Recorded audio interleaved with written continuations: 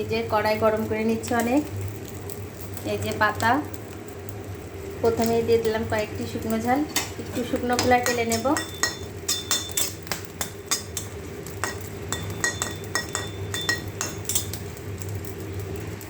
এখন অল্প একটু সরিষার তেল দিয়ে নিব এগুলো ভাজার জন্য। অবশ্যই সরিষার তেল দিতে হবে, কারণ সরিষার তেলে ভর্তা খুবই ভালো লাগে। এগুলো একটু ভাজা হয়ে গেলেই এবারে দিয়ে দেবো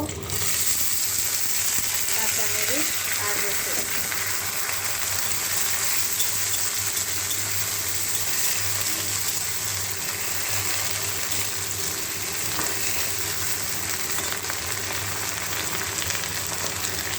এবারে দেবো অনেক বেশি পেঁয়াজ। সবগুলো সুন্দর করে ভেজে নেব।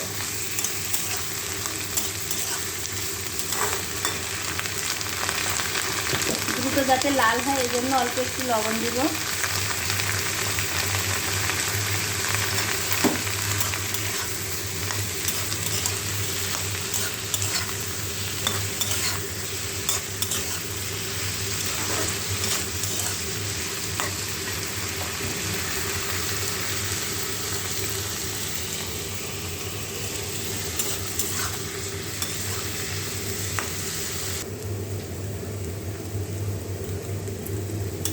প্রায় হয়ে এসছে।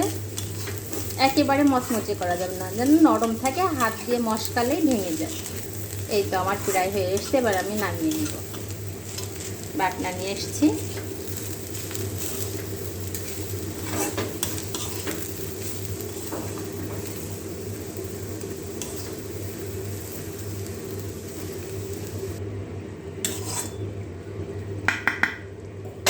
এবারে লাউ পাতাগুলো দিয়ে অল্প একটু পানি দিব, সিদ্ধ করে।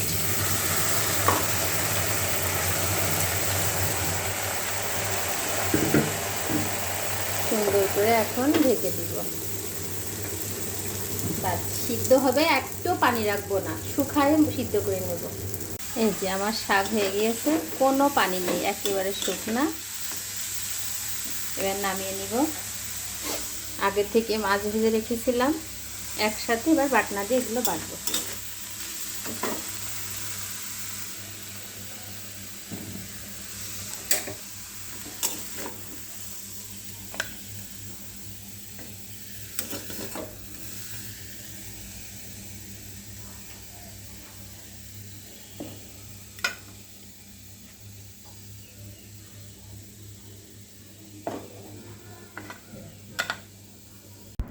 এই যে এটা পাটায় বেটে নিয়েছি খুব সুন্দর করে, না মিহি হচ্ছে না। হ্যাঁ, এবারে মাছ আগের থেকে আমি ভেজে রেখে দিয়েছিলাম, আপনাদের দেখাইনি, এখন আমি সুন্দর করে বেছে নেব।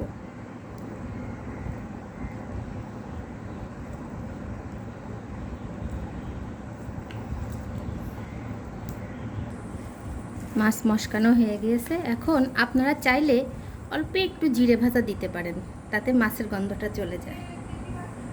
অনেকে পছন্দ করে না, এজন্যে একটু জিরে ভাজা, ব্যাস। এবারে এগুলো হাত দিয়ে একটু মশকায় নিতে হবে।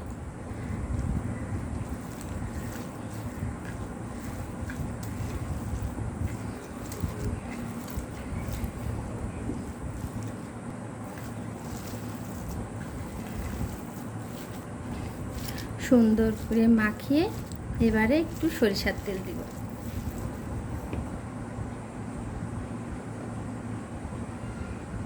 ব্যাস,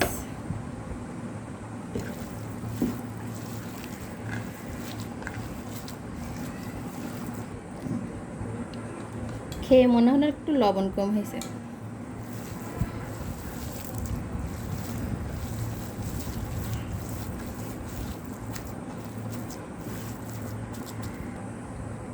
এভাবে একবার বানিয়ে খেয়ে দেখবেন, সবাই কমেন্ট করে জানাবেন ভর্তাটা কেমন লেগেছে। অবশ্যই বাসায় একদিন ট্রাই করবেন, নিশ্চয়ই ভালো লাগবে। আমার তো পাটায় এই যে বাটানিতে ভাত খেতে খুবই ভালো লাগে, ভর্তা মাখানো ভাত। কার কার ভালো লাগে জানাবেন। আমি মিস করি না, এতে ভাত মাখাই খাবই। খেয়ে দেখি, বিসমিল্লাহ।